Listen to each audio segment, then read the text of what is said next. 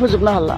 आरो गोबां नाजाबोबाय सिलाइनि गुलिजों बर' जातिखौ फोजोबबोनो नाथाय दिनैनि तारिखाव नुबाय बर' जातिखौ आरोबाव सिलाइनि गुलिजों फोजोबनो हाला बर' जातिखौ ड्राग्स आरो गान्जाजों फोजोबनायनि गुबुन जातिफ्रा दिनै गुबुन हारिफ्रा मोनसे थांखियाव फैदों बिनिखाय जोङो बिनिफ्राय माबोरै जानखाराव थानो हानो जों बर' हारिया बे बुहुमनि बिखायाव बर' हिसाबै जोनोम मोनबाय आरो बर' बायदियै जोङो थांनानै थानो लुगैयो दिनैनि तारिखाव बांसिनानो बिमा बिफा सानैजों सासे गथ' खाङो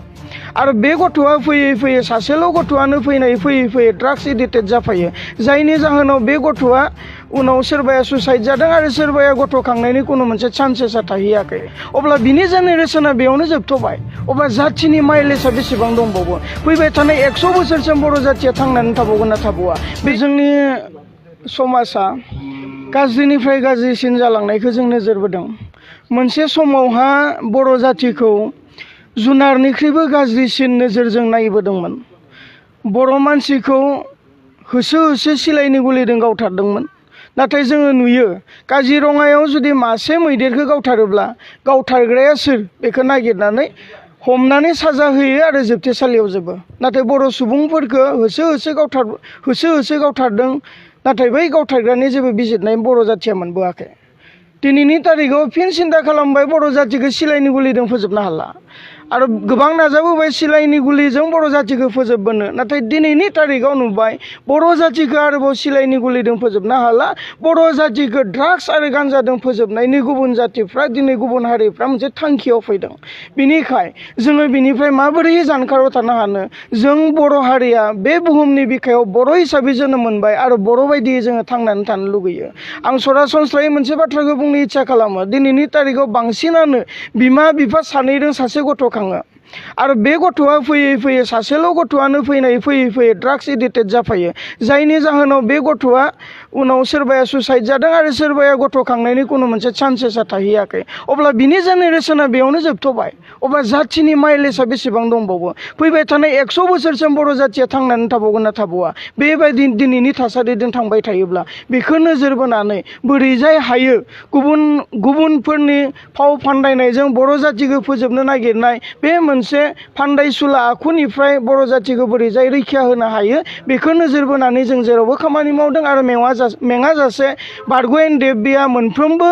ओनसोलाव मोनफ्रोमबो जिल्लायाव खामानि मावबायानो थालांगोन खावलायगोन जायफोर रेस्टुरेन्ट मालिकफोर धाबा मालिकफोर बा पिकनिक स्पटफोर रिजर्ट मालिकफोर नोंथांमोना अननानै आन्डार 18 आरो जोंनि आसामावथ' नियम खान्थि मोनसे दङ आन्डार 25 बा कुनु फेग्रा मुवा बेसाद बाहायनो मोना आन्डार 25 बा जुदि फेग्रा मुवा बेसाद बाहायोब्ला बिनि साजाया मा दङ बेखौ संबिधानावबो बयबो नायखांनानै लानो हागोन अब्ला जोङो खावलायगोन नट अनलि आन्डार 18 आन्डार 25 जाहाथे रिजर्ट मालिकफोर धाबा मालिकफोर नोंथांमोना जेन पारमिसन होआ बिथांमोननो लोंनो जानो सोबनो थाखाय जेन बिथांमोननो जायगा होआ बेखौ जोङो साफ्रोमबो रिजर्ट मालिक धाबा मालिक आरो पिकनिक स्पटनि बिगोमाफोरखौ जोङो खुथारै खावलायहरगोन आङो बेखौनो बुंगोन थांनाय सानथामनि सिगाङाव आल्फाफोरनि जि थांनाय थाइखौ लानानै मोनसे बार्डे होनानै जोबथेसालियाव जोबनानै दङमोन सोरबाया उदाङैनो दङमोन बेखौ थांनाय सानथामनि सिगां उदां एबा दाय गैया मानगोनां एबा माननीय गुवाहाटी हाइकर्टआ दाय गैया होननानै फोसावबाय आं साबायखर बावगोन गुवाहाटी हाइकर्टखौ आं साबायखर बावगोन मानसिनि गेजेराव निमाहा होलायनायानो देरसिन बेनिखाय आं गुवाहाटी हाइकर्टखौ साबायखर बावगोन जाय आल्फानि बिथांमोनखौ दाय गैया फोसावबाय बिनि थाखाय आं गुवाहाटी हाइकर्टखौ साबायखर बावगोन नाथाय आं बेखौबो खावलायगोन जे बारग' ndfbनि बेलायाव गोबां जोंहा केस पेन्डिं जानानै दङ जोबथेसालियाव दिनैसिमबो गोबां बारग' ndfbफ्रा दुखु खस्थ' लानानै जोबथेसालियाव दङ आरो जायफोरा उदाङै दङ न'खराव दङ बिथांमोनाबो मोनब्रै मोनबा 10-12टा केसफोरखौ लानानै दिनै कर्टआव तारिख मारिनांगासिनो दङ आं खावलायगोन माननीय गुवाहाटी हाइकर्टखौ जाहाथे बारग' ndfbफोरनि बेलायावबो जेन बयखौबो दाय गैयै साजा फोसावो फैबाय थानाय समाव बेखौसो आङो खावलायगोन रन्जन दैमारि सारा सुबारेननि थाखाय सासे फाइट खालामग्रा एबा सुबारेन हादोर नागिरनानै फाइट खालामग्रा दावहा नांग्रा सासे बिर जोहोलाव बियो सोरनिबा गाद्दिखौ सेनो थाखाय मोनसे आफादखौ दाबोआखै बियो बबेबा बिटिसिनि चिफ जानो बियो माब्लाबाबो सानाखै बिनि साननाय आरो बिनि मोन्दांथिखौ बेजों थाफाबोनानै जोङो मोनथिगौ आरो जोङो नुगौ सोरनिबा गाद्दि सेनो थाखाय बा सासे पलिटिशियान जानो थाखाय रन्जन दैमारि सारा ndfb आफादखौ थांनाय गोलाव 35-36 बोसोरनि सिगाङाव दायाखै आं खावलायगोन बिनिखाय रायजो राजा बिथांमोनखौ जेन रन्जन दैमारिनि साननाय आरो सान्थौ आरो सानस्रिया एसेबां थौले नङा आरो एसेबां मुगैथाव नेहाद आखुनि नङा जे बिथाङा उदां जायोबा सोरनिबा गादिखौ सेगोन बे साननायाबो जानो हाया